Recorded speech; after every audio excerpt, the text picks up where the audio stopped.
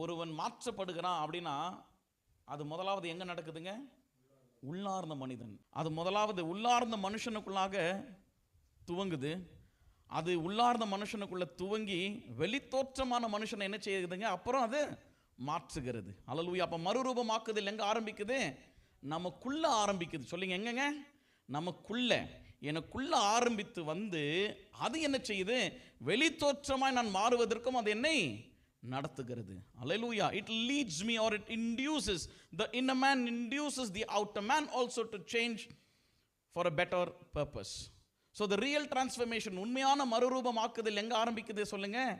நமக்குள்ள ஆரம்பிக்கிறது. அநேகர் சொல்லுவாங்க, ஆமென், நீங்க முதலாவது மாறிட்டு தான் கிறிஸ்துவுக்கிட்ட வரணும். நம்ம மாறி கிறிஸ்துவக்கிட்ட வர முடியாது. கிறிஸ்துவக்கிட்ட வந்தால் தான் நம்ம மாற்றப்பட முடியும். அல்லேலூயா. அநேகருடைய மனசில் இந்த ஒரு தவறான புரிதல் உண்டு. கவனிங்க, என்னென்னா அவங்க நினைக்கிறாங்க, இந்த உள்ளார்ந்த மனுஷன் மாற்றப்பட்டால் மாத்திரம் போதும், வெளி தோற்றமாக நான் மாற வேண்டிய அவசியம் இல்லை. அது உண்மை கிடையாது.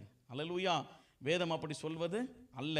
வேதம் ரொம்ப தெளிவாக சொல்லிடுச்சு. என்னங்க, ஒருவன் கிறிஸ்துவை ஏற்றுக்கொண்டால் அவன் எப்படிப்பட்டவனாக மாறுகிறான்? புது சிருஷ்டியாய் மாறுகிறான். அப்போ இந்த சிருஷ்டிப்பு என்றால் கர்த்தர் நம்மளை சிருஷ்டிக்கும் போது வெறும் ஆவி ஆத்மாவை சிருஷ்டித்தாரா, இல்லை சரீரத்தையும் சிருஷ்டித்தாரா? சரீரத்தை கூட. அப்போ புது சிருஷ்டி என்றால் இந்த சரீரமும் அதற்கு உள்ளே உட்பட்டதாக இருக்கு. ஆமென். அப்போ மறுரூபமாக்குதல் என்றால் நான் மாறப்பட்டிருக்கிற அப்படின்னா உள்ளார்ந்த மனுஷன் மாத்திரம் மாறுவதல்ல, வெளித்தோற்றமாக கூடவும் நம்ம மாறப்படணும். அதுதான் உண்மையான மறுரூபம் ஆக்குதல் அல்லது மாற்றப்படுதல்.